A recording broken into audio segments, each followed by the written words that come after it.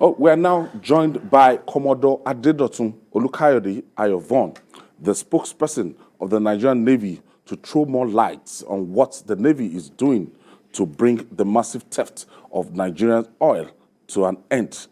He joins us from our studio in Abuja. Thank you for staying with us. Now, the Chief of Naval Staff appeared on a program recently where he talked about crude oil thefts.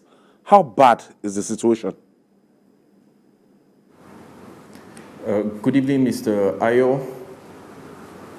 Good evening. Mr. Babajide and Mr. Mayor, and good evening to our viewers. Good evening.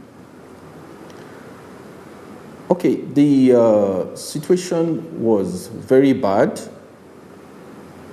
until around the 1st of April, when the Nigerian Navy launched the Operation Dakata Dabarau, which means stop the thief in Hausa language. The Nigerian Navy bases, forward operation bases, ships, as well as helicopters and the entire assets of the Navy, as well as the Maritime Domain Awareness System, which is the surveillance system that the Navy uses, something similar to your CCTV, have all been mobilized for this operation.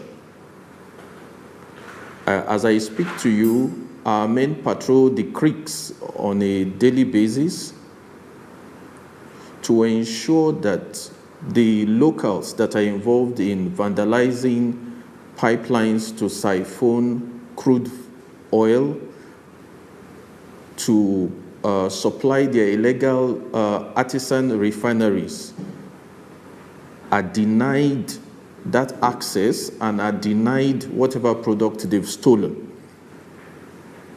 The last computation we made, we saw that the Navy has saved or denied the thieves products to the tune of above 30 billion naira. Also, the Navy is working closely with NNPCL, with whom the Operation Dakata Dabarau was launched on the 1st of April, to put in place measures also at the offshore. I'm talking particularly about the physicalization, which was there until 1989, whereby you have naval officers at loading terminals to look at the meter reading when these ocean-going vessels and tankers come to load. So that when a vessel is coming to load, say she has approval to load 200,000 barrels, she's not coming with she's not coming with something else that is larger than that. And we have other independent weaknesses to see that the meter reading is exactly what the tanker nomination from NNPCL indicates. I recall some cities, particularly Port Harcourt, until the earlier part of this year, had issues with carbon chutes, whereby you take a walk in the evening, you find out that your nostrils are filled with blackish substances. The whole house, the floor, the atmosphere is saturated with carbon chutes as a result of the operation of these illegal refining sites. I have it on good record that some of those things have reduced, and the Navy will not leave any stone unturned in our effort to ensure that those that have decided to take up the illegal business of crude oil refinery will not have liberty of action, freedom of action, so to say. Okay. I know that in so many quarters, a lot of figures have been given. We've listened to people from Nupeng and Pengasin say that the nation is losing about 600,000 barrels a day and all that and all that. I believe if the figures can be verified from NMPCL, a lot of the things that is being lost, as was rightly said, is as a result of shut-ins because of the fear of vandalization of pipelines. And it also brings us to the issue of the award of the pipeline contracts.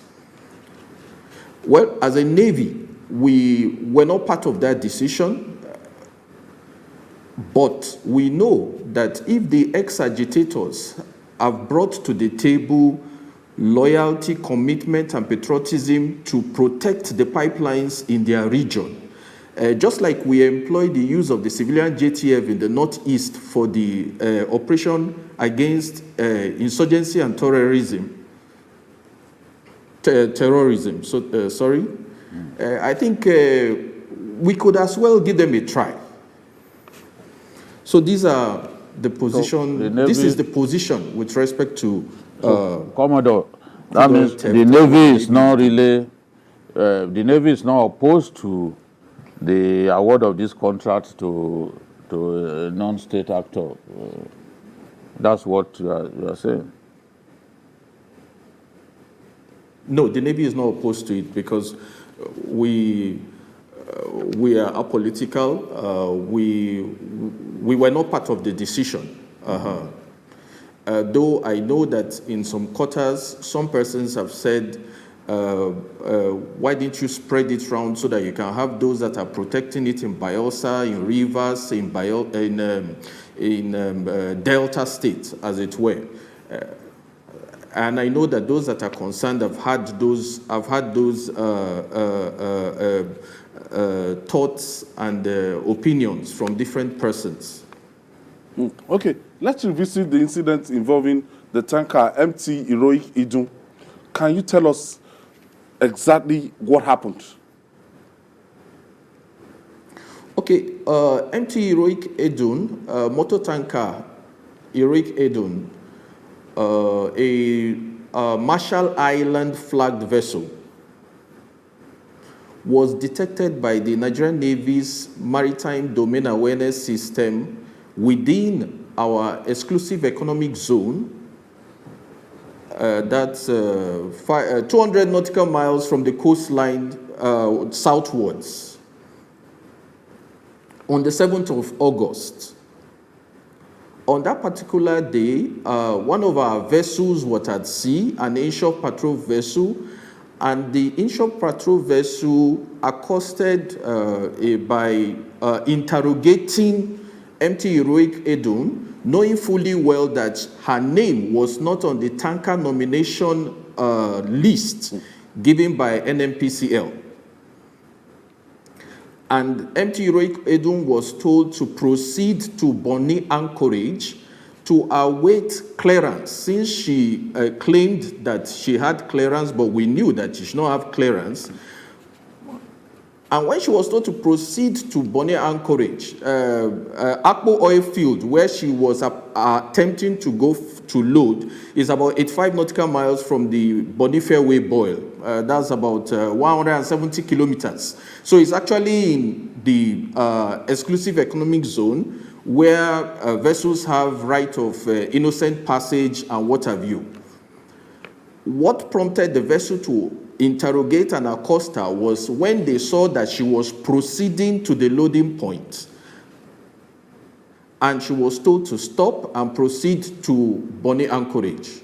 The vessel refused and said she had instructions from her agent not to take instructions from the Navy. And as a result of that, she altered course and proceeded to the joint maritime development zone between Nigeria and Sao Tome and Principe. Eventually, under the Yaoundé architecture, which is a sub-regional arrangement in ECOWAS and Central Africa and ECLAS, The vessel was arrested under the Yaoundé architecture arrangement through coordination and cooperation within the states in the Gulf of Guinea. She was arrested at Equatorial Guinea by Captain David, an Equatorian Guinean ship. As we speak, the vessel is still under the custody of the authorities of Equatorial Guinea.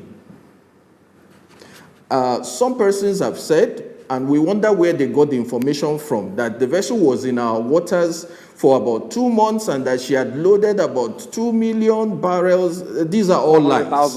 The Nigerian Navy issued a statement concerning MT Heroic Edun. Nigerian Navy also held a press conference to clear the air on MT Heroic Edun. And the Nigerian Navy still maintains and retains our stand as to what particularly happened that night of 7th of August when MT Heroic Edun was interrogated by our ship.